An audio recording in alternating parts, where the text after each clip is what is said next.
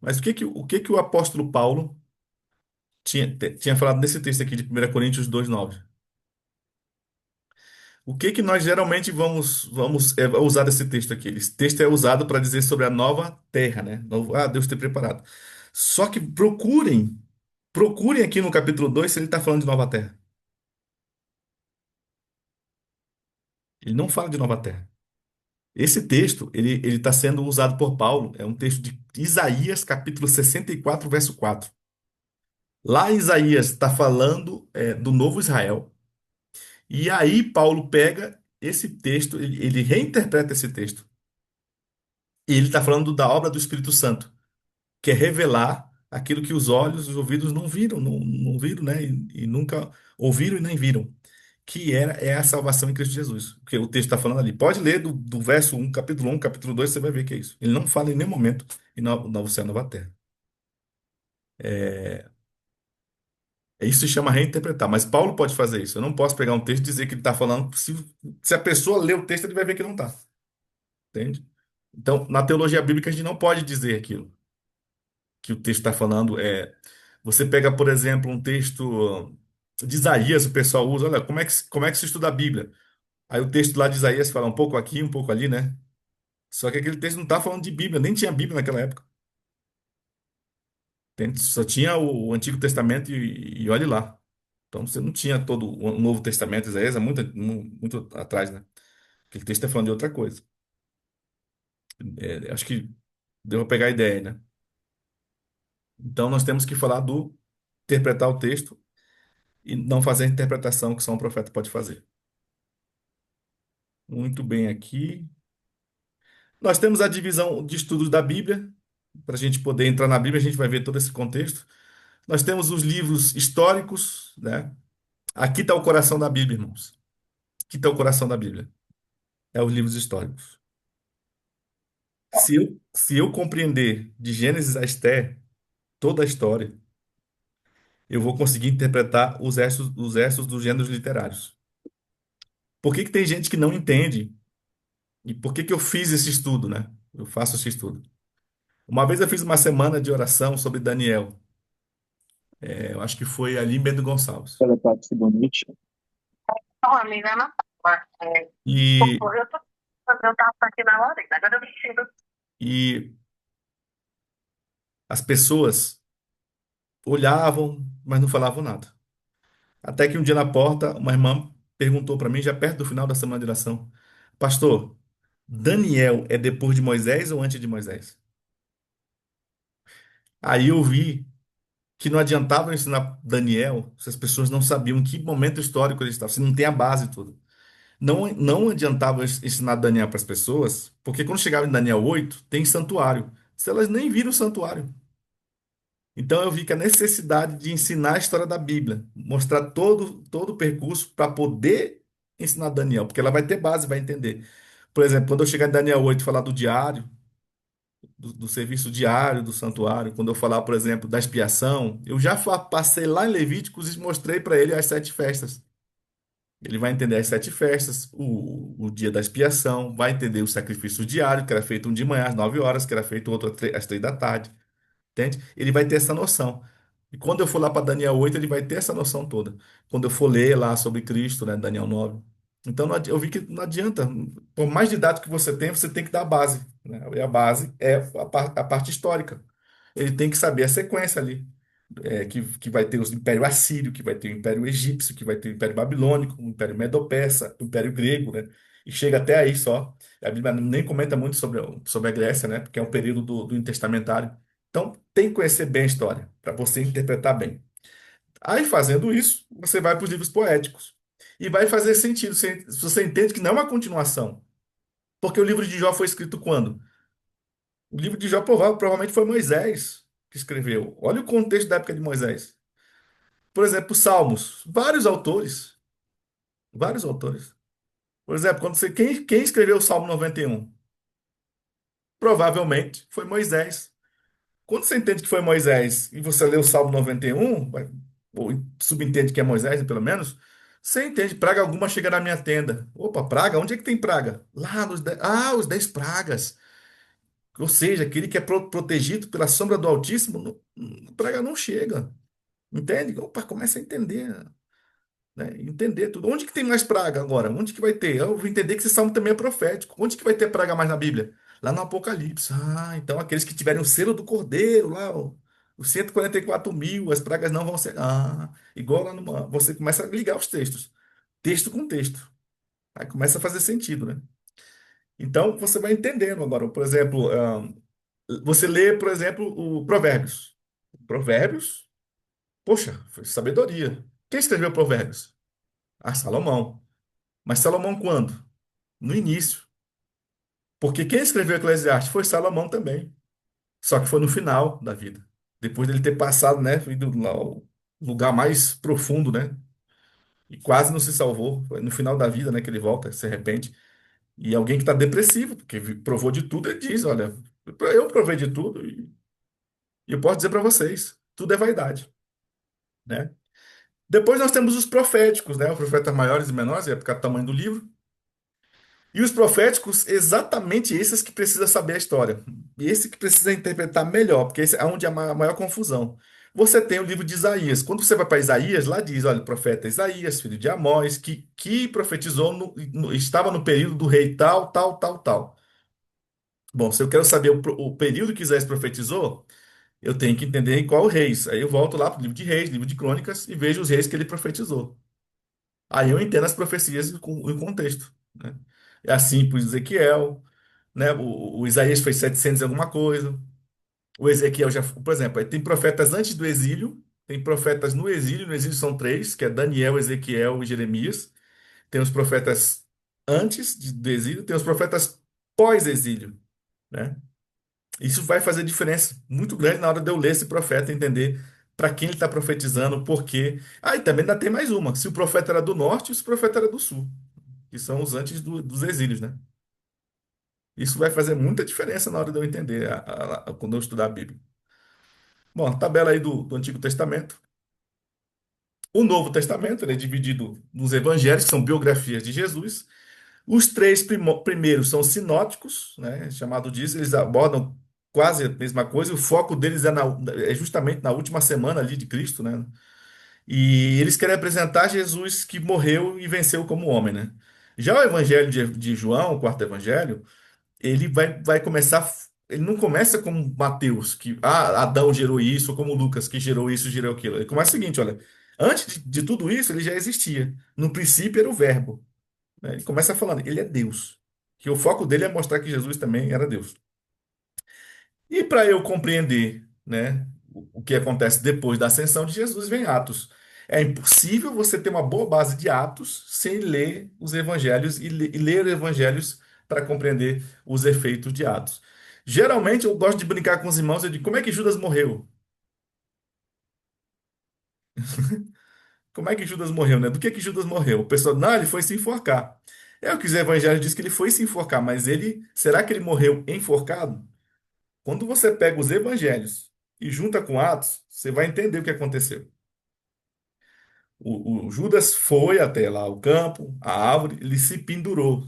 Só que deve ter quebrado porque ele caiu, que é o que Atos fala, rompeu.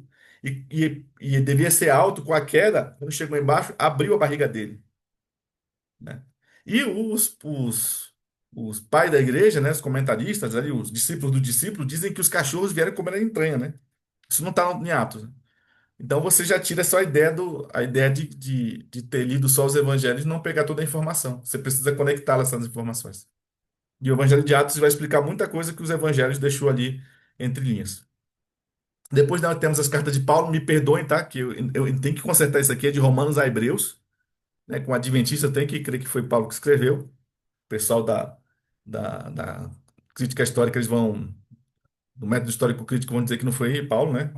É importante o livro de Hebreus, principalmente na doutrina do santuário. Depois tem as cartas dos outros, nós temos Tiago, que é irmão de Jesus, né? O José teve, quando casou, já tinha quatro filhos com Maria, né? Ele era viúvo, assim os pais da igreja contam. Aí nós temos duas de Pedro, três de João, que é o mesmo João, é o João Evangelista, né? Nós temos Judas, também era um dos irmãos, não era o Tadeu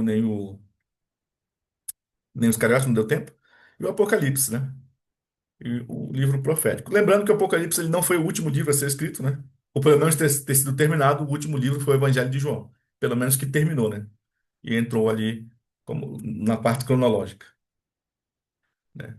E nós temos que lembrar sempre que a história ela é linear, ela teve um começo e vai ter um fim, né? Um método bíblico. E como história linear, eu convido vocês a irem a Apocalipse capítulo 12. Pastor, por que Apocalipse capítulo 12? Veja, eu vou até tirar aqui um pouquinho e abrir mais a parte aqui. Deixa eu explicar para vocês. O Apocalipse capítulo 12 ele introduz o grande conflito. Eu poderia começar por Gênesis? Poderia. Mas eu não começo por Gênesis, eu começo por Apocalipse 12, para a pessoa entender a luta que teve no céu. E quando eu vou para Gênesis, ela já tem um contexto. E o que eu falei do início, a pessoa já tem a base do grande conflito. Então eu começo a parte bíblica, explicando tudo que eu expliquei para vocês, e vou para Apocalipse capítulo 12. Em Apocalipse 12, eu divido em quatro grandes textos, né, partes, Apocalipse 12. Lógico que eu não vou explicar as duas últimas, né? Não vou explicar as duas últimas, eu explico só a primeira e a segunda, que é o suficiente. E que eu vou voltar novamente aqui para o nosso texto, né? Deixa eu abrir aqui.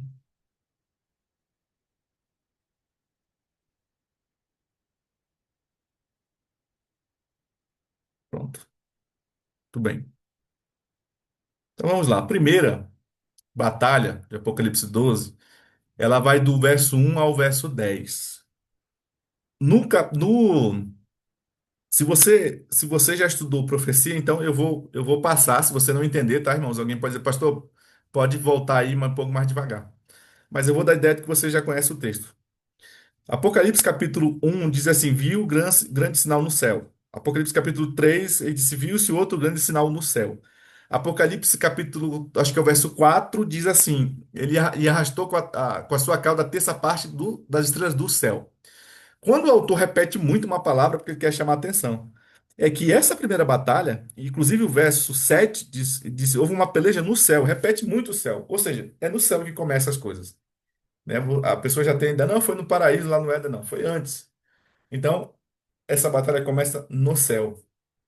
E lá no céu a gente sabe o contexto, né? De, tanto de Ezequiel 28 como Isaías 14, que fala do anjo, que a gente fala Lúcifer, mas isso foi um erro de tradução, o nome dele não é Lúcifer, a gente não sabe o nome dele, mas já que o pessoal chama de Lúcifer, vamos chamar. Um anjo perfeito e tudo começou então a questionar o governo de Deus. E nisso ele conseguiu enganar, né?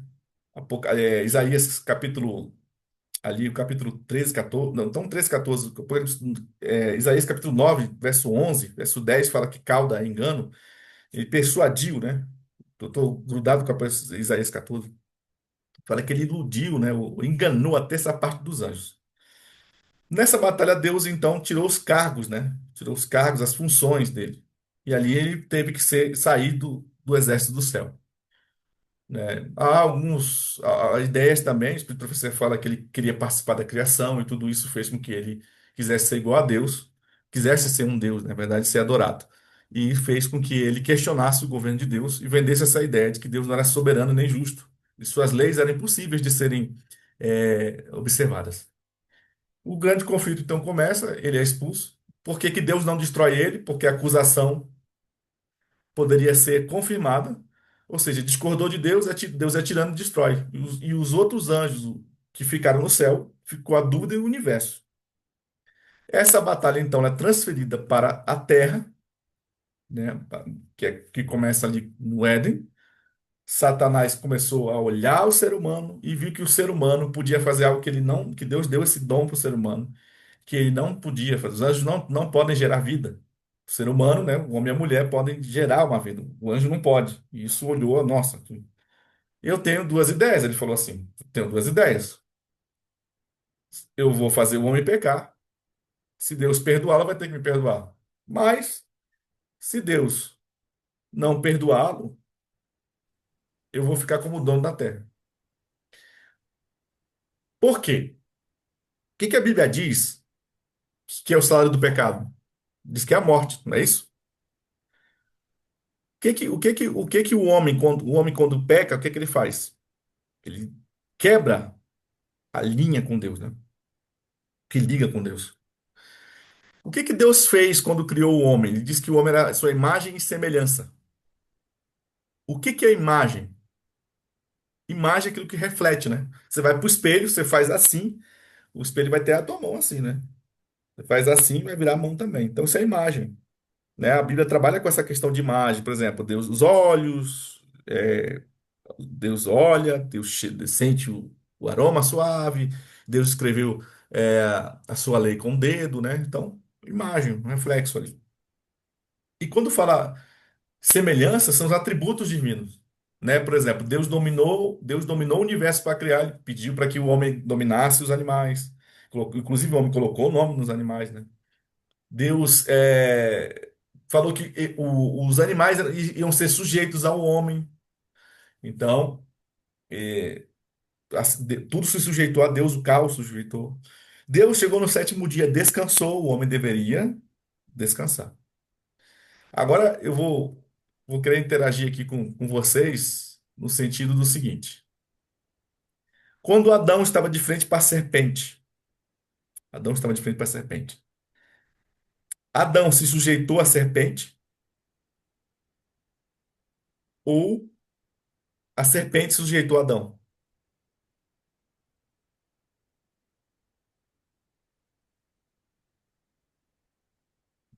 Pode falar, irmão, se vocês quiserem interagir,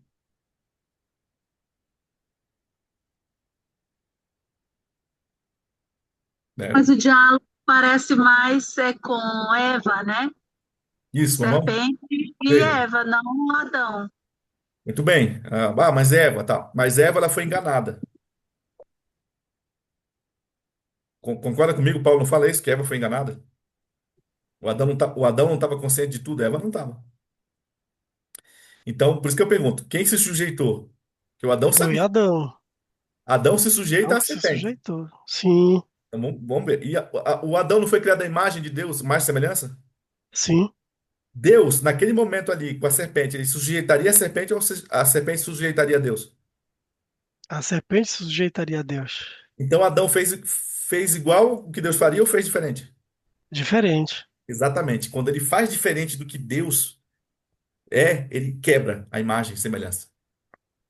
Bacana. Ele quebra a imagem e semelhança e ele se torna a imagem e semelhança da serpente, porque ele se sujeitou. Ela tem domínio sobre ele. Daí a degradação do gênero humano, né? Exatamente, como Satanás. E agora, Deus tem duas coisas para resolver. Primeiro, a acusação que foi feita no céu, e agora, o homem que se passasse no teste ia ser o quê? Igual a Deus, imortal, ele passa a ser mortal agora. Porque se ele passa no teste, ele ganha, aí pronto, finaliza, vai ser imortal. Ele passa a ser imortal. Só que tem um problema. Para pagar o pecado dele, ele morre. Bom, se cada um paga o seu pecado, não vai ter mais raça humana. Teria que ter alguém que pagasse o pecado de Adão. Só que o problema é que teria que ser alguém sem pecado. Aí vem o filho. Só que todo ser humano gerado vem pecado também. Porque o homem já pecou. Então, seu DNA, né? Vem pecado. Aí, o criado mesmo, só foi na linguagem bem bíblica, O irmãos. cartão tá com seu não tá comigo, conversa com ele. Acho que alguém ligou aí. Botei um monte aqui. Então, criado foi Adão e Eva. Todos os outros que vieram foram gerados. Em termo técnico mesmo. A gente fala que nós somos criatura, é verdade, mas em termo técnico, foram gerados. Eu e vocês somos gerados. O primeiro criado foram os dois. Criados caíram em pecado, os dois. Gerados também. E agora? Como que vem um ser humano sem pecado? E aí estava o plano que Satanás não conhecia, que é encarnado. Ele não contava com essa. Ele não conhecia essa. Entende? Os textos falam que Deus tinha um plano antes da fundação do mundo. Esse era o plano. Deus viria, encarnaria, né? Não é gerar, não é ele viria gerado, mas seria encarnado. Por quê? A mãe faz o processo da gestação, mas o pai não é humano. Ele foi encarnado. O próprio Deus encarnado. Eu não sei explicar isso, não faço ideia, né? E eu acho que nem na eternidade a gente vai entender. Não sei se vai entender direito isso aí, né? Eu realmente não sei. Se alguém souber, mas é um processo que é um mistério, né? Como que aconteceu isso? Mas a análise é muito boa, viu? Essa análise é muito bacana. É a visão que a gente tem ali, né? E a partir desse momento ele vem com as consequências do pecado, mas ele não vem como pecador, né? No sentido de que praticou pecado, porque ele não praticou. Mas a mãe humana traz consequências. Ou seja, ele tinha fome, sede, né? Tudo as consequências do pecado. Mas coisas externas, né? Não internas, dele pensar ou imaginar alguma coisa. A maior tentação dele, que nenhum de nós vai saber o que é isso, por isso que fala que ele foi tentado de todas as coisas, é no sentido de que ele era Deus e não podia usar o seu poder de Deus. Ou seja, nenhum ser humano nunca vai saber o que é isso, porque a gente não é Deus. Então, como é que a gente vai saber ser tentado disso? É a maior tentação que alguém no universo pode ter, né? Então, veja, o plano da redenção, então, agora viria um pecador lá, morreu, pronto. Agora viria um justo, ou seja, ele pecou? Não. O salário do pecado é a morte. Mas e como é que fica a pessoa que não pecou e morreu? Fica com crédito. Ela tem crédito. E esse crédito, Cristo, então, joga na conta do pecador. Bom, se eu estou devendo o banco e alguém vai e paga para mim, para quem que eu fico devendo?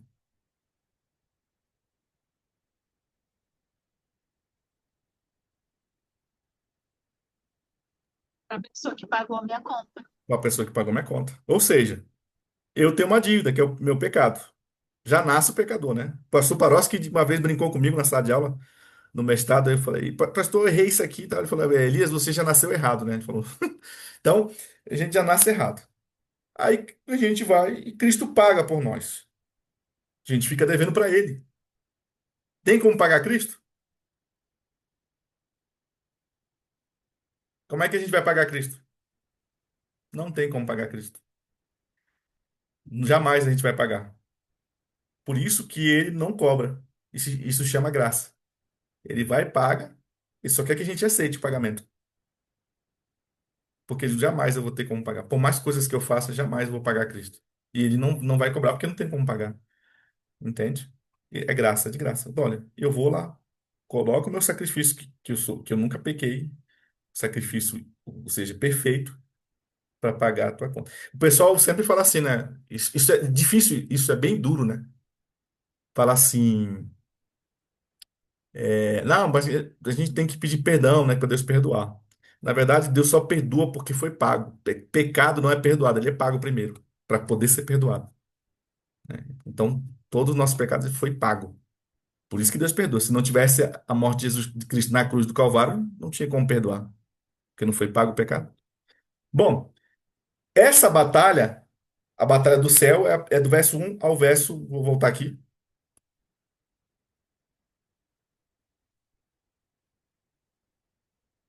Vocês estão vendo a projeção aí? Estão, né? Bom, do verso 1 ao verso 10 é a batalha no céu. Do verso 11 e 12, se alguém puder ler aí Apocalipse capítulo 11, e vocês vão ver que é a batalha da terra. Quando você vai para Jó, capítulo 1 e 6, Satanás ele vai lá no céu, né? Tem uma reunião de anjos. Não é de anjos, é de representantes, né? Todos os líderes, né? Eu posso aqui sugerir os Adãos, né? De outros mundos vieram. E Satanás ele diz, olha, ele pergunta, o que que você está fazendo aqui? Ele diz, eu vim de rodear a terra. É como o livro de Jó provavelmente foi escrito no tempo de Moisés. A linguagem rodear significa alguém que cuida de, toma conta de algum lugar. Existia propriedades na época que era muito grande. Como é que a pessoa dizia que era o dono? Ele cuidava, ele rodeava, ficava mostrando para os outros que ele era o dono. Então Satanás estava dizendo na linguagem da época o seguinte: eu sou dono da terra, né? Inclusive Adão me deu, né? Essa terra, ele é sujeito a mim. Todo mundo me adora. Aí Deus falou: todo mundo não. E o Jó? Jó não te adora. Aí ele fala, mas o Jó só não me adora porque você dá o tudo para ele. Quero ver se você tirar as coisas. Aí Deus falou, então tá bom, você pode tirar tudo menos a vida, né? Vamos ver se o Jó só me adora por causa das coisas. E aí o conflito, né? Começa ali, não sei nem se o Jó soube, ou se em algum momento, né, da vida dele, mas provavelmente na ressurreição ele vai saber. Mas teve essa crença de Deus, né, em saber que o ser humano poderia mudar através do que viria na frente, né? E então vem para a Terra essa disputa, né? Então lá o Adão perdeu o domínio da Terra. E o que que diz Apocalipse capítulo 11, capítulo 12, verso 11? O que que diz aí? Olha só o que que Cristo fez ao morrer na cruz. O que Adão perdeu. O que que ele faz? Alguém pode ler, por favor?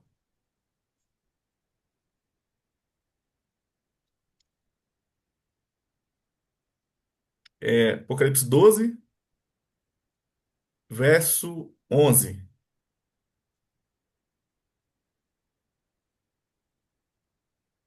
Não tem ninguém lendo, não. Tem ninguém ler. É a Bíblia?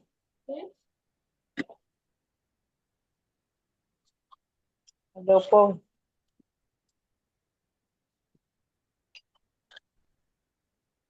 Pessoal, vocês estão com coisa fechada, então é bem difícil eu saber se estão olhando, se estão esperando. Mas já que ninguém lê, eu vou ler aqui, tá? Apocalipse capítulo 12, verso 11. Diz assim: aliás, verso 10, vamos para o verso 10. O verso 10 vai dizer o seguinte: Então ouvi uma voz forte no céu proclamando: Agora veio salvação, o poder, o reino do nosso Deus e a autoridade do seu Cristo, pois foi expulso o acusador. Esse texto aqui está falando o seguinte: olha, agora Cristo, ele recebeu a autoridade, agora de volta, essa autoridade que o Adão perdeu, e o reino agora é dele, o reino da graça, né? Que tem dois reinos, o reino da graça e o reino da glória, que vai futuramente. E a autoridade que o Adão perdeu, ele recebe. Satanás não é mais o dono daqui, é Cristo. Satanás é um derrotado. E onde que ele foi derrotado? No verso 11 diz: Eles, pois, o venceram por causa do sangue do Cordeiro. Aonde que Cristo venceu? Na cruz, derramando seu sangue. Então, irmãos, para nome de Cristo Jesus, lembre-se que as trevas estão derrotadas e que não tem poder mais nenhum sobre o Filho de Deus nenhum. Amém? Espero que você tenha dito amém, que todo mundo com tudo desligado no microfone. Entenda isso. Poderes das trevas estão sob domínio de Cristo. Não tem sobre mim e nem sobre na vida de nenhum de vocês. Então, nós somos servos, filhos de Deus, né? Muito bem.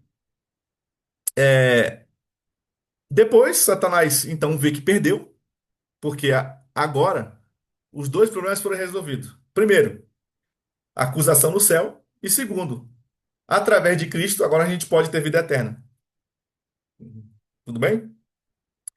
Quando ele percebe isso, ele sabe que agora Deus pode destruir ele, porque se Deus destruísse, ele podia acusar. Agora não, Deus provou quem ele é, tanto o seu caráter como quem Satanás é. Aí o verso 12 diz o seguinte: Por isso alegrem-se os céus e vocês que nele habitam. Ou seja, o céu está em festa, acabou a dúvida. Os anjos, as criaturas do céu. Mas, ai da terra e do mar, pois o diabo desceu até vós cheio de fúria, sabendo que pouco tempo lhe resta. Ou seja, eu vou morrer, já está decretado. Então, vou me vingar daquilo que mais Deus ama, que é o quê? Seus filhos, a igreja. Tranquilo, irmãos? E a gente vai parar por aqui. E no próximo, a gente volta. Nós voltamos com o Gênesis. A gente volta no Gênesis. Agora, se alguém tiver alguma pergunta, pode trabalhar agora. Ninguém Pode tiver. perguntar, pessoal. Na realidade, a pergunta não, né? Mas ficou com gosto de quero mais. A gente estava começando a se empolgar aqui, aí já acabou. Mas a gente assistir na próxima, quinta, né? Vai dar tudo certo. Vivi, qual que é, É, qual é a quinta que a gente marcou? próximo, 25. Então, 25 isso. A gente começa a Gênesis. É porque. Isso. Bom, ali tem bastante pessoas, né? Uns 220. Foi divulgado também nos outros grupos. A gente fez a parte, divulgou.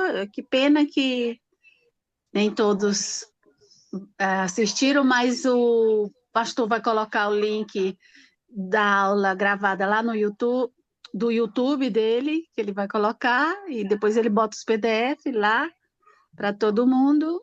E Esse vamos ver, PowerPoint vai ser provavelmente disponibilizado? Sim. ele vai colocar lá no Só grupo tivemos para um todo problema mundo. como eu tô operando aqui, estou falando, eu me esqueci no início ali. Então, Sim, sim. ele pegou Um pouquinho do início, um né? pouquinho mais, mas depois, se alguém quiser o início ali perdido, eu fiz esse curso contra a turma, e lá tem o início, aí só pega o link depois. Ah, beleza. Uhum. Disponibiliza para gente. Eu É. acredito que a participação diminuída do que esperávamos é por conta da facilidade de, eu posso acessar o canal depois e vou assistir. Porque, na realidade, o outro grupo que eu faço parte, eu divulguei lá. E aí a irmã disse, não, então quando ele postar, porque eu passei toda a descrição, aí ela disse assim, então quando for publicado, né, for postado Ela lá vai no, ver. no coisa, aí tu passa pra gente o link que é pra gente assistir. É que